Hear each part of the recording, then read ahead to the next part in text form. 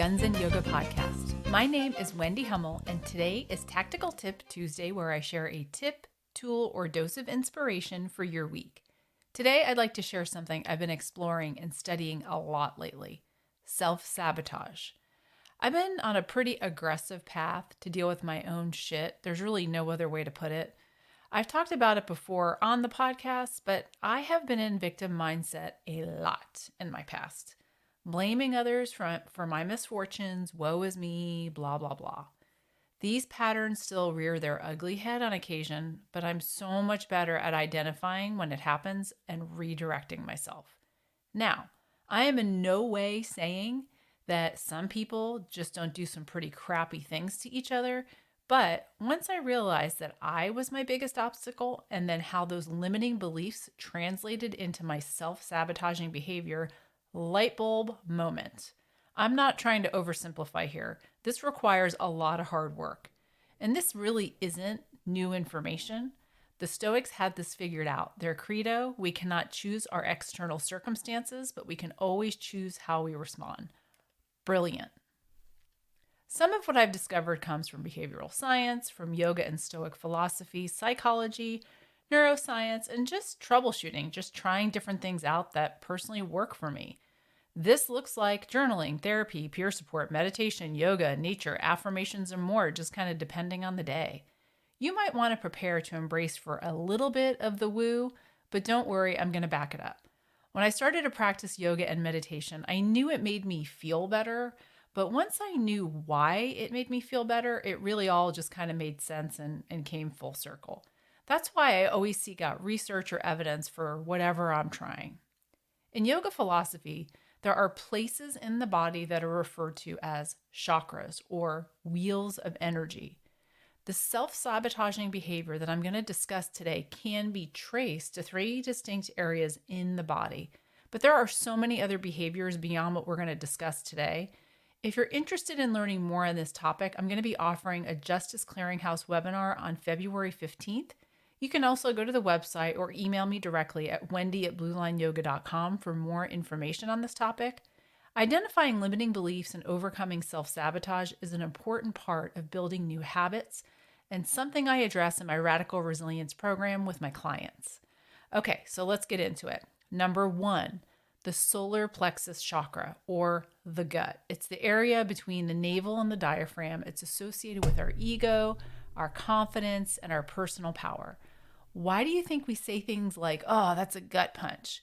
Because it's a blow to our ego, or what we might refer to as a slam, a slight, or an insult. If you're someone who procrastinates, that's typically how this behavior will show up. The solution: take action, do something, stop procrastinating. Take a step towards your goal, and you're going to slowly overcome that feeling in your gut, even if it's just a small, tiny step. Any action, that's what's important here. The second way that we self-sabotage is associated with the heart chakra, located in the center of the chest. This looks like isolation, self-pity, sometimes not feeling safe. The solution: seek support, which can be so hard for so many first responders. So something that a lot of us really aren't very good at, and I am speaking from experience. That's why peer support is so beneficial. Research supports that if you want to propel your success, your growth, or your healing, you have a 7-to-1 more likelihood in a supportive group environment than when you try to go it alone. One of my favorite quotes lately is, if you want to go fast, go alone. If you want to go far, go together. I say this all the time, but we are wired for connection. In fact, that's what has made us successful as a species. Tapping into our mammalian care system that recruits hormones like oxytocin, activates the parasympathetic nervous system, safety, and improved heart rate variability. Heart rate variability is when our systems are in coherence. Our brain, our heart, our body, our gut, everything is working in unison. Our vagus nerve is that conductor of the system and gets out of whack when our fight, flight, or freeze response is governing, in charge, rather than that mammalian care system. Number 3, this is how we self-sabotage, and it's associated with what's called the third eye chakra, that space just right in between the eyebrows, right near the pineal gland, which is in the center of the brain. If you have perfectionist tendencies, compare yourself to others often, you're hypercritical of yourself, these behaviors are associated with the mind. And often the best way to combat them are meeting them with empathy, understanding, and compassion, and aligning your lifestyle with the circadian rhythm. The pineal gland is like a pea-shaped gland that looks like a pine cone, again, located right in the center of the brain. It secretes a very important hormone, melatonin.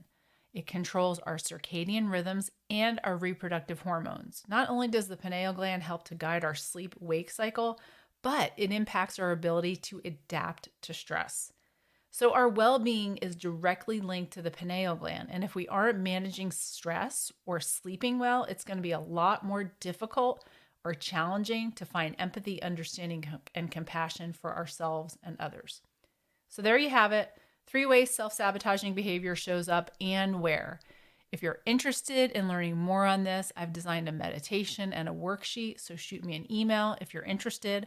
I'm working on a yoga sequence also to identify the self-sabotaging behaviors and work through these different chakras. If you find value in this episode, please share, give us a review, and let us know what you want to hear more of.